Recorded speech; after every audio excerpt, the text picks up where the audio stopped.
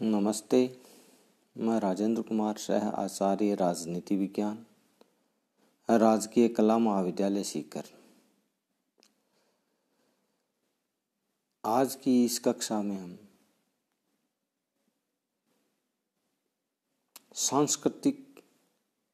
संस्कृति और शिक्षा संबंधी अधिकार जो भारतीय संविधान के अनुच्छेद 29-30 में प्रदान किया गया है पर चर्चा करेंगे।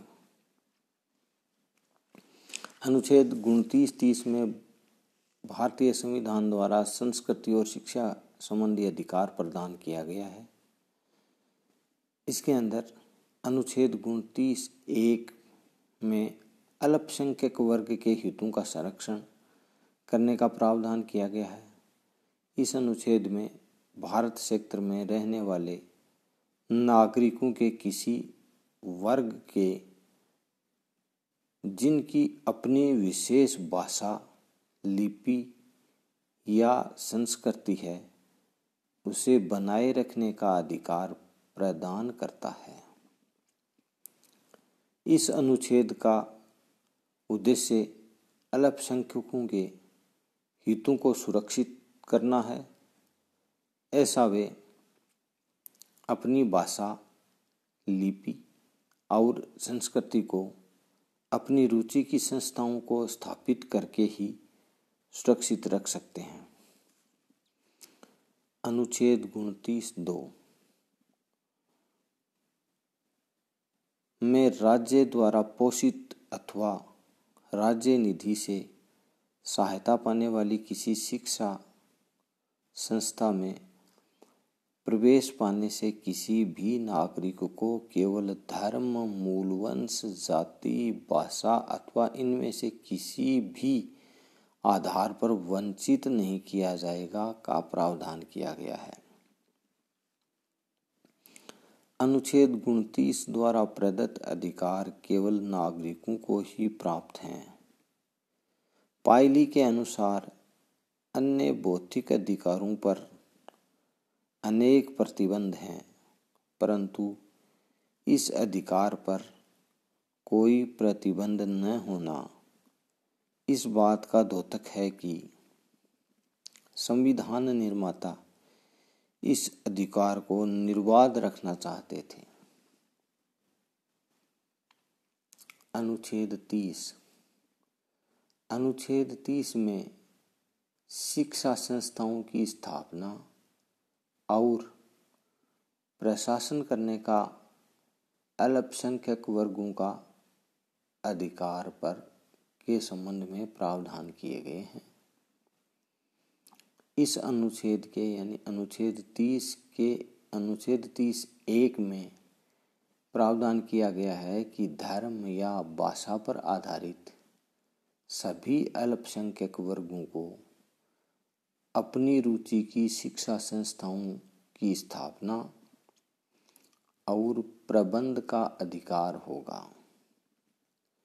अनुच्छेद 30(2) में प्रावधान किया गया है कि शिक्षा संस्थाओं को सहायता देने में राज्य किसी शिक्षा संस्था के विरुद्ध इस आधार पर विभेद नहीं करेगा कि वह धर्म या भाषा पर आधारित किसी अल्पसंख्यक वर्ग के प्रबंध में है। अनुच्छेद 44वां संविधान संशोधन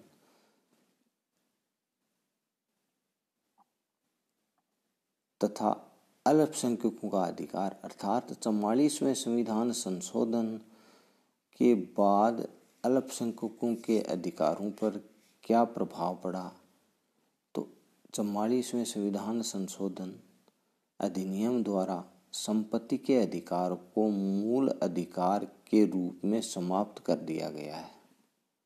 फलतः संविधान में अनुच्छेद 19(1)(7) और अनुच्छेद 31 को निकाल दिया गया है, किंतु यह स्पष्ट करने के लिए कि संपत्ति के अधिकार को समाप्त किए जाने के परिणाम स्वरूप अल्पसंख्यकों को अपनी रुचि की शिक्षण संस्थाओं की स्थापना और प्रशासन के अधिकार पर कोई प्रभाव नहीं पड़ेगा।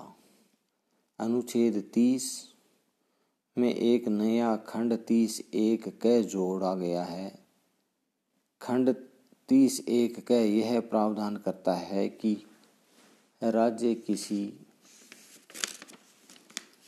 ऐसी विधि को पारित करते समय जो किसी अल्पसंख्यक द्वारा स्थापित शिक्षण संस्था की संपत्ति के अनिवार्य अर्जन का उपबंध करती है, यह सुनिश्चित करेगा कि उस विधि के अधीन अर्जित संपत्ति के लिए नियत या निर्धारित रकम ऐसी न हो जो इस अनुच्छेद द्वारा प्रत्याभूत अधिकार को निर्बंधित या नष्ट करती हो।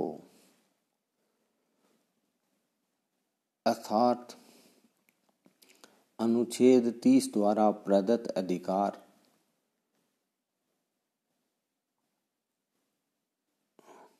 नागरिकों और अनागरिकों दोनों को प्राप्त है। यदि राज्य अल्पसंख्यकों की किसी संस्था को अर्जन करना चाहता है तो उसे पूर्ण बाजार मूल्य या पर्याप्त प्रतिकार देना होगा, जिससे वह अल्पसंख्यक वर्ग उपयुक्त अनुकल्पित स्थान पर वह संस्था स्थापित कर सके। इस तरह से भारतीय संविधान के अनुच्छेद 29 और 30 में